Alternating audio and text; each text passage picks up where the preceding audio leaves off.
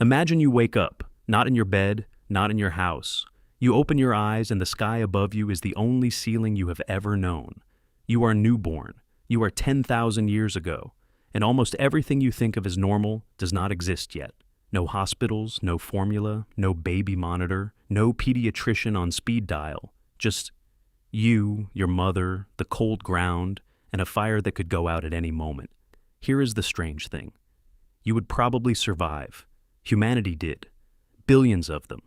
Across brutal winters, across floods, across predators and infections and starvation, they made it. Which means the human body you were born with was already built for this world, long before this world existed. That body is still yours. You are carrying ancient machinery inside a modern life. And the gap between what you were built for and how you actually live is wider than most people ever stop to think about. So, what would your life actually look like? Not the romanticized version, not the brutish nightmare either, the real version. The version that archaeology, evolutionary biology, and paleoanthropology are slowly uncovering one dig site at a time. Start at the very beginning. You were born somewhere between 10,000 and 12,000 years ago. Anthropologists call this the Mesolithic period, the tail end of the Stone Age, just before agriculture permanently changed the human story. Your mother gives birth outside, or in a small shelter of animal skins and branches. There are other women present. Birth in this era was never a solo act. Researcher Wenda Trevathan at the New Mexico State University has spent decades studying the evolution of human birth, and her findings show that human infants, unlike almost every other primate, are born facing away from the mother, making assisted delivery not just helpful but biologically necessary. You needed help arriving. That was true 10,000 years ago. It is still true today. You survived the birth. That alone puts you in the statistical majority.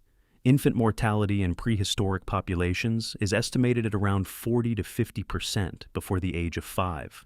That number sounds catastrophic, but it was the baseline for most of human prehistory. And somehow, the species kept going. Your first years are spent almost entirely attached to another human body. Your mother carries you, constantly. Research by Dr. James McKenna at the University of Notre Dame on mother-infant co-sleeping shows that human infants have a biological expectation of near-constant physical contact with a caregiver. Your nervous system was literally wired to expect warmth, heartbeat, and breath against yours at all times. Being set down alone would have sent your cortisol through the roof. It still does in modern infants. That is not a parenting failure. That is ancient biology working exactly as intended. You are breastfed until you are 3 or 4 years old, maybe longer. Studies of preserved isotopes in prehistoric teeth, analyzed by researchers at the Max Planck Institute for Evolutionary Anthropology, show that extended nursing was not just common, but essential. There was no alternative, no formula, no soft processed food, no cow's milk in a bottle. The breast was the food supply, full stop. Now you are 5, old enough to walk, run, climb, and contribute. In your world, children are not separated from adults. There is no school. There is no play date. You learn by watching and doing. You follow hunters. You help gather. You listen to the elders tell stories at night around the fire. Psychologist Peter Gray at Boston College has argued extensively that this is the natural learning environment for human children, one shaped by millions of years of evolution, self-directed play and observation alongside skilled adults, not passive instruction, active immersion. You know the names of hundreds of plants by age 7. You know which berries are edible and which ones will kill you in an afternoon. You know the tracks of every animal in your territory. You are not an adult yet, but you are already essential. Your group is small, likely between 20 and 50 people. Anthropologist Robin Dunbar famously proposed that human social cognition evolved to manage a maximum of roughly 150 close relationships. But your inner circle, the people you sleep near, eat with, and trust with your life, is much smaller than that. Everyone in your group knows everything about everyone else. There are no strangers in your daily life. There is no anonymity. Your reputation is your survival. You move, a lot. Your group follows food. Fruit ripens here in summer, migrates there in winter. The deer move east when the cold comes. You move with them. Researchers analyzing the bone density and muscle attachment sites of prehistoric skeletons consistently find evidence of lives spent walking 10 to 20 kilometers a day across uneven terrain. Your feet are wide and calloused. Your grip strength would embarrass most modern adults. Your cardiovascular system is efficient in ways that running shoes and gym memberships cannot quite replicate. You sleep when it gets dark and wake when it gets light. There is no artificial light in your world, no screen, no lamp, no sodium streetlight bleeding through a curtain.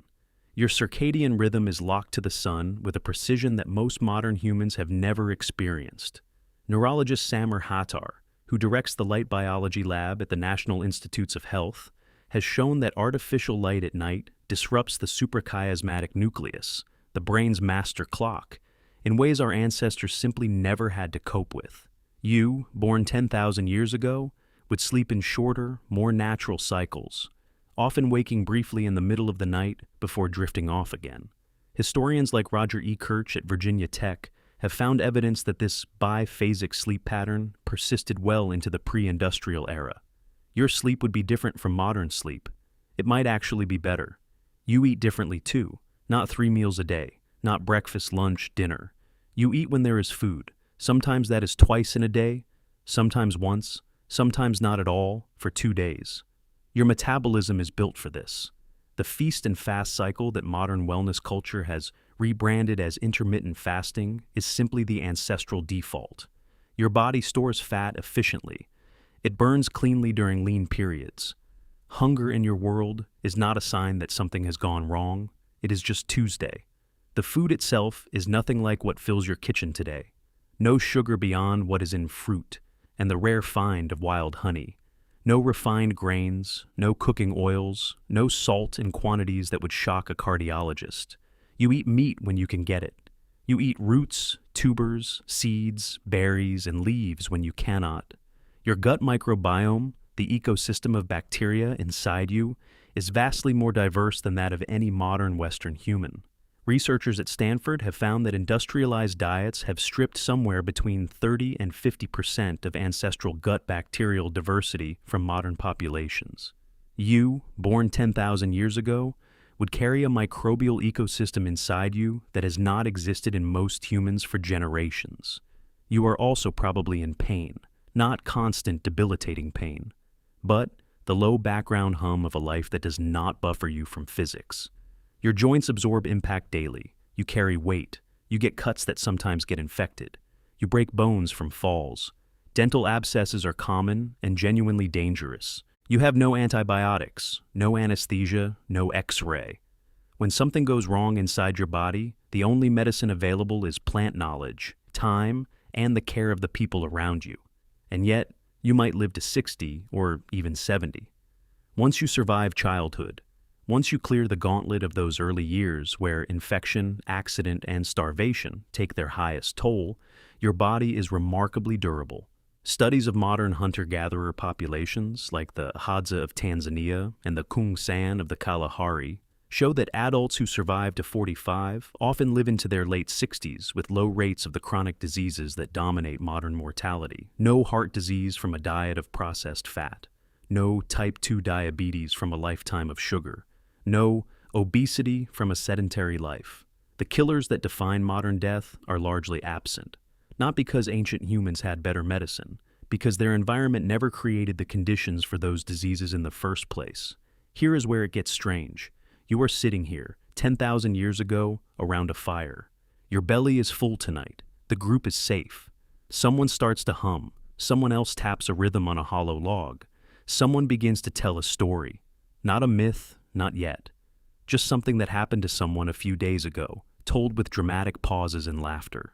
You feel a warm tightness in your chest, something that feels like belonging. That sensation is the most durable thing about you, more durable than your diet, more durable than your sleep schedule, more durable than your pain tolerance. Human beings have been sitting around fires feeling that same warmth, telling stories, and laughing at the same kinds of things for at least 400,000 years. The specifics change. The fire becomes a screen. The hollow log becomes a speaker. The story gets uploaded at 4K resolution. But the chest tightness, the belonging, The reason you laugh when someone at the table says exactly what you were thinking. That was already inside you the moment you woke up. It still is. Thank you for watching to the end. Comment ancient if you made it this far. Please like, comment, and subscribe if you liked the video. Click here or here for more videos.